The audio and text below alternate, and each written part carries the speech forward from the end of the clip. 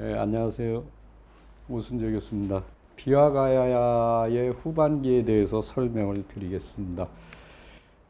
전번 시간에 이어서 5세기 후반에 들어오면은 세력의 중심이 이동한다 그랬어요.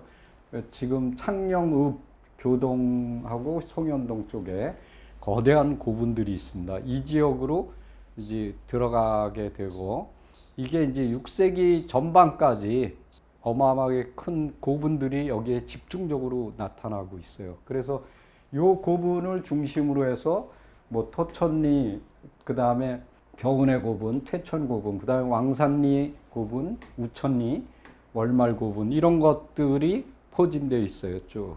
그리고 이제 이쪽 지금 이 고분에서는 고령의 지산동이나 함안의 도왕리, 말산리, 이런 가야 고유의 긴 장방형, 그러니까 새 장방형이라죠. 길다란 그런 장방형의 석곽, 요건 이제 가야의 고유의 묘제입니다.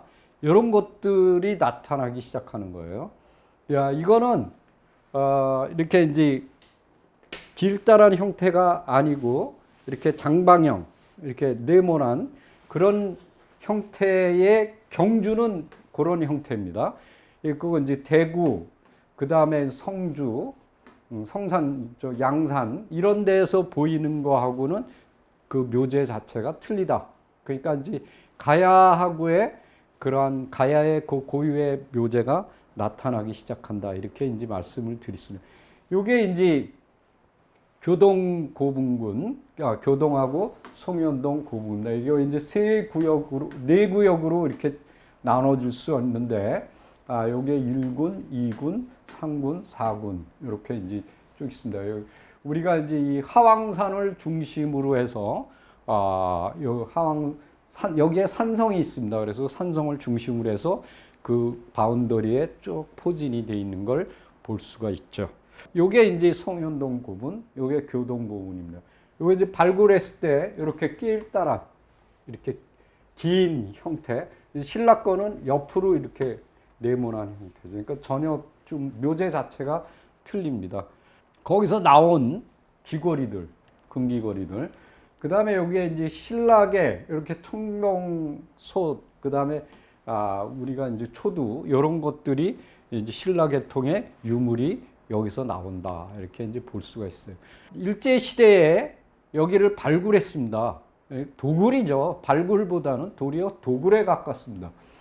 교동 5호분에서 12호분, 21호에서 31호, 송현동 89, 91호분에 발굴했는데, 마차로 20대 분량, 화차로, 기차로 2냥, 어마어마한 거죠.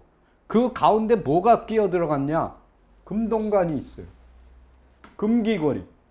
금은 용문 환두대도, 은으로 만든 허리띠. 이런 것들이 어마어마한 유물들이 튀어나온 거예요. 지금 해방 후에 지표조사한 걸 보면은 교동에는 한 70여 기, 그 다음에 동쪽 문마산 기슭에는 80여 기 정도가 분포되어 있다고 합니다. 그래서 교동고분군에서는 특히 은제, 관식, 그 관 쪼가리, 그 다음에 이제 은제 허리띠, 금제 고리, 그 다음에 금은 가는 귀고리, 뭐 이런 것들, 그 외에도 뭐 많은 것들이 이렇게 나오고 있어요. 그래서 여기 보시면은 이게 지금 오꾸라라 그래서 그 일본, 우리나라 국보급을 훔쳐간 사람이 있습니다. 그게 오꾸라예요. 그 오꾸라가 저 동경박물관에 이제 기증한 건데, 이건 보면은 이거 보세요. 금동관. 이거 우리나라에 없죠. 그 다음에 이거 투구. 요게 우리 신라 양식에 이렇게 나오는 관모죠. 요게 금동 신발.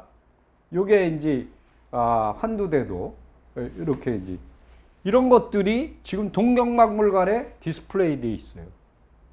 우리는 없는 거예요. 여러분들이 이런 거 본 적이 없잖아요. 그런 거를 다 빼갔다는 얘기예요. 자, 그 다음에 이제 화왕산성은 그 창녕에서 제일 센터에 있습니다. 창녕읍에 757m. 그 위에가 펀펀해요. 그래서 산들로 이렇게 다 있기 때문에 이 마라정처럼 가운데가 이렇게 움푹 들어가 있어요. 그래서 거기를 딱 둘러싸요. 그래서 산정식 산성. 그러니까 산을 이렇게 쭉 둘러서 이렇게 가운데가 푹 들어가 있으니까 둘레가 2,700m, 2.7km죠. 그리고 이 창녕읍에서 동쪽에 있는 화왕산의 북쪽 봉우리, 그러니까 이 화왕산에서 흘러내리는 봉우리입니다. 거기서부터 서쪽으로 낮게 했는데 여기는 이제 거기에 이렇게 목마산성이 있어요. 그래서 그걸 삼복식 산성이라는데 이게 중간 정도 허리, 산의 허리 정도, 이게 1.9km 정도 됩니다. 요게 이제 지금 화왕산성이에요. 예. 요게 이제 교동고분군과 송현동 고분군 요게 이제 중심권역이죠. 이렇게. 예. 전에는 어디였느냐? 이 영산고분군하고 개성고분군 여기가 중심이었어요. 여기가 중심이었는데 지금 이쪽으로 이동해 온 거죠. 예. 그리고 여기가 이제 대가야. 이쪽 지역이 대가야. 그리고 이쪽이 아라가야. 이 밑에가 금강가야. 이렇게 되겠죠. 요게 이제 그 하왕산성의 모습입니다. 굉장히 잘나면서 이건 목마산성의 모습인데 좀 무너져 내린 이 밑에 고분군이 쭉 다 있는 거예요. 요게 목마산성, 하왕산성 이렇게 되겠습니다. 자, 신라와 이 비화가야를 중심으로 해서 이들이 신라와 대가야하고 교육을 했어요. 여기 보면은 창녕 전체를 이 송현동 고분군하고 교동고분군의 정치 집단이 장악을 합니다. 그리고 신라하고 교류를 하고 더 나아가서 낙동강 서쪽에 있는 대가야하고도 교육을 했습니다. 그리고 이 밑에 아라가야 여기 대가야뿐만 아니라 아라가야하고도 라입니다. 이건 틀렸네요.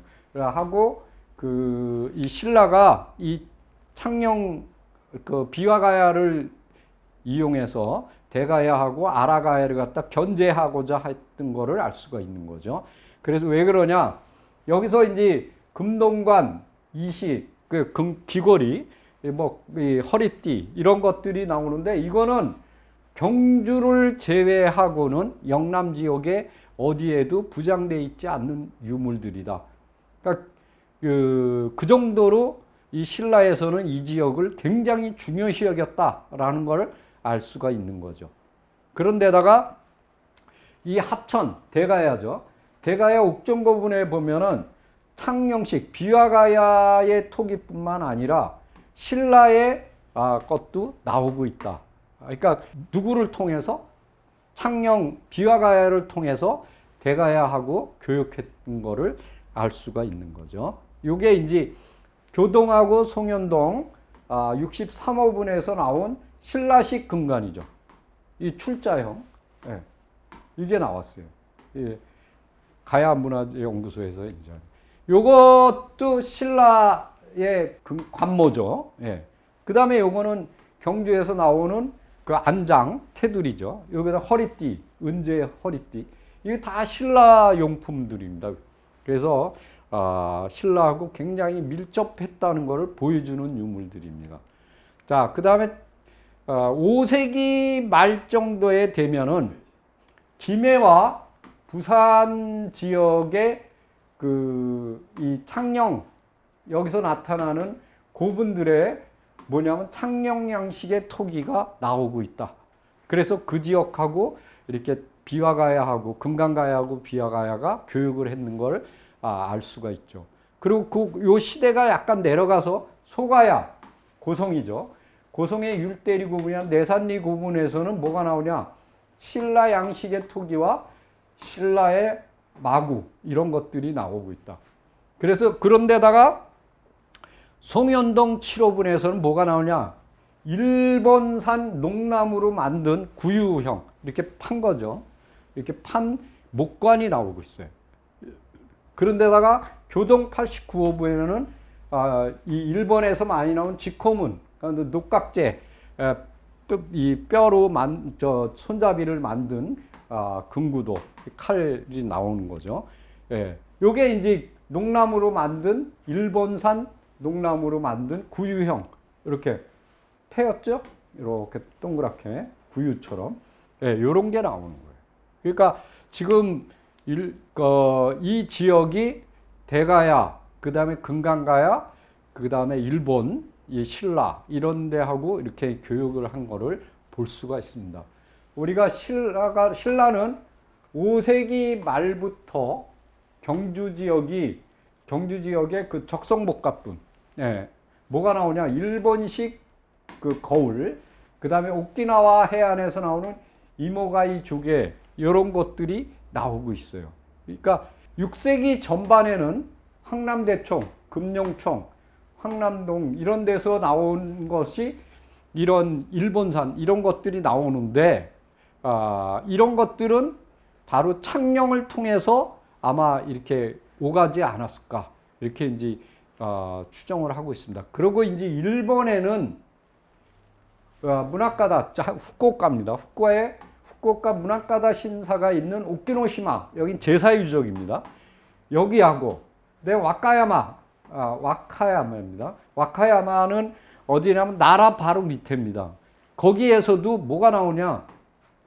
신라의 유물뿐만 아니라 창녕, 그래서 신라의 유물이 나오는데 이거는 창녕에서 남강을 통해서 고성, 소가야죠. 소가야를 통해서 일본으로 들어갔을 가능성이 높다. 이렇게 이제 보고 그 정도로 이 창녕이라는 지역이 굉장히 중요한 역할을 했다.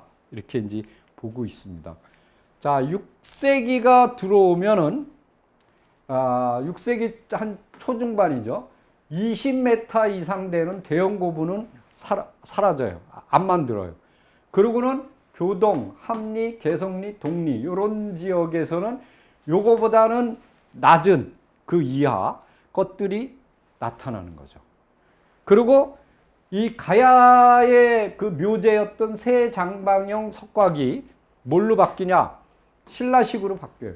장방형으로. 그리고 지금까지 묻혔던 창녕 토기가 없어지고 이제 신라 토기가 나오는 거예요. 그러니까 신라 토기가 5세기 후반부터 출토되는데 이때가 되면은 지금 이 시기가 되면은 완전히 어떻게 되냐? 신라 토기로 다 바뀌게 된다. 이 얘기는 뭐냐면 비와가야가 신라로 편입됐다라는 거를 알 수가 있겠죠. 요게 지금 비와가야입니다. 요게 이제 대가야. 요게 소가야. 여기가 아라가야.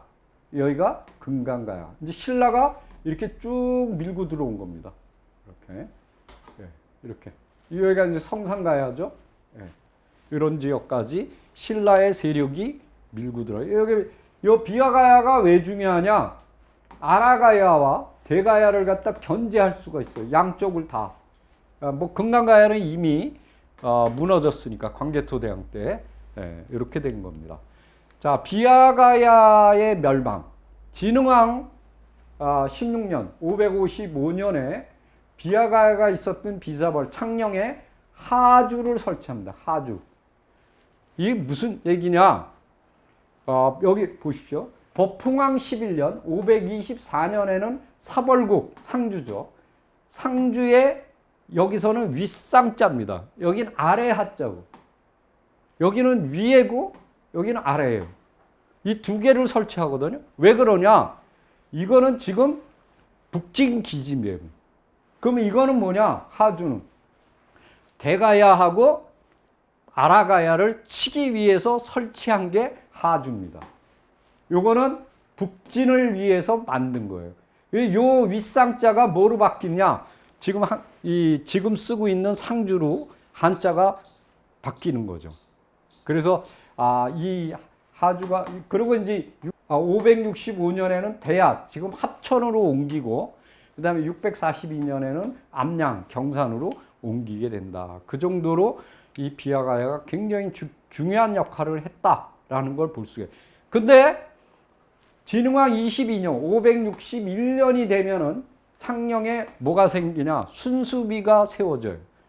근데 이 순수비의 내용을 보면 뭐라고 했냐? 사방 군주가 모였다. 이렇게 돼 있거든요. 진흥왕만 온 게 아니고. 그 사방 군주가 누구냐? 한성. 한성은 지금 하남시입니다. 근데 창녕의 비사벌 군주, 안변의 비리성 군주, 김천의 간문 군주. 이 네 명이 사방 군주예요. 이것은 뭐냐면 고령의 대가야, 그 다음에 하만의 아라가야를 공격하기 위한 대규모 군사 퍼레이드가 벌어졌다는 것을 보여주는 거예요. 특히 이 네 명의 군주 중에서 한성 군주였던 김무력이라는 사람이 굉장히 중요한 사람입니다. 이 사람이 누구냐? 김유신의 할아버지예요. 근데 얘가 지금 561년이죠. 551년에 우리가 이제 북진을 해서 이제 아까 상주 얘기했죠. 거기서부터 북진 소백산맥을 넘어서 단양을 점령합니다. 거기에 세워졌던 성이 뭐냐면 적성이에요. 이게 남한강변에 있죠. 그때 당시에는 6관등이었어요. 근데 이 진흥왕 순수비에는 몇 관등이냐? 3관등이에요. 진급했다는 얘기. 왜 올라갔느냐? 554년에 신라하고 백제가 전쟁이 벌어집니다. 그게 어디냐 하면은 옥천의 관산성 전투입니다. 이 관산성 전투에서 이 김무력이 그 휘하 장수가 백제 성왕을 잡아와요. 그래서 그 목을 쳐요. 그래서 그 전공으로 인해서 아까 육관등에서 상관등이 올라가는 거죠. 예. 그러니까 근데 김무력이 누구냐? 금강가야잖아요. 금강가야 마지막 왕의 후손입니다. 자, 요게 이제 진흥왕 순수비예요. 저 뒤에 보이는 요 산이 바로 하왕산성입니다. 그러니까 이게 딱 보이는 데다가 이걸 비석을 딱 세운 거죠. 네. 자, 이 비와가야가 일본에 이제 그 나오는 유물들을 한번 보겠습니다. 여기 보면 나가사키, 오무라시, 여기 그다음에 와카야마, 그다음에 시마네, 예, 그리고 도토리 이런 데서 나오거든요. 그럼 이게 어디 있는 거냐? 자, 여기입니다. 이게 나가사키, 여기, 예, 이런 지역들. 그다음에 이제 그거 한번 보시면은 여기 나가사키, 오카야마, 시마네, 도토리 이렇게 돼 있죠. 예, 요 지역입니다. 이렇게. 그 다음에 오사카, 나라, 교토, 그 다음에 미에, 니카다. 요거요. 요거는 어디 있느냐? 이 지역입니다. 여기. 교토, 여기 오사카, 나라, 이 미에. 네, 여기, 저기, 여기는 지금 여기서 여기까지 쭉 일본의 여기 알프스가 지나가죠. 2000m에서 3000m급 큰 산이 있어요. 그래서 일로 많이 다닙니다. 요 해안가로. 예, 여기가 니카다예요. 여기까지 우리가 나오는 거죠. 자, 일본에서 나오는 유물들입니다. 그 비와가야의 유물. 여기 아까 요거 이 단추 모양 이렇게 침선 이렇게 나온다 그랬죠? 요것도 보면 이렇게 투창에 있는 거 이런 거 나온 거죠. 이거 똑같으네요. 이런 것들. 예. 이런 고베 이런 거. 요거 이제 그 나라라든가 교토라든가 니카다 이렇게 이제 쭉 기후 이런 지역에서 나오는 유물들을 우리가 볼 수가 있습니다. 그래서 이 비와가야는 진흥왕이 이 순수비가 왜 있느냐? 그것은 이제 아까 말씀드렸지만 이 신라가 이쪽 지역을 맨 처음에는 금강가야가 무너지죠. 이게 이제 전기가야 연맹의 맹주였는데 광개토대왕이 신라를 도와서 이걸 치면서 금강가야가 무너지게 되죠. 그러고 나서 어디냐면 여기 이 비와가야를 중심으로 해서 이 두 군데 대가야와 아라가야를 멸망시키는, 그러기 위해서 여기서 군사적인 가장 중요한 거점이 됐다 이렇게 보시면 되겠습니다. 그것이 가장 물증이 뭐냐? 바로 이 진흥왕 순수비이다. 이렇게 이제 보시면 되겠습니다. 그래서 그 비와가야가 뒤늦게 발전했지만 그래도 그 당시에 얼마나 중요한 역할을 후기 가야 연맹에 있어서 얼마나 중요한 역할을 했던 곳인가를 이제 말씀드릴 수가 있습니다. 자, 이상입니다.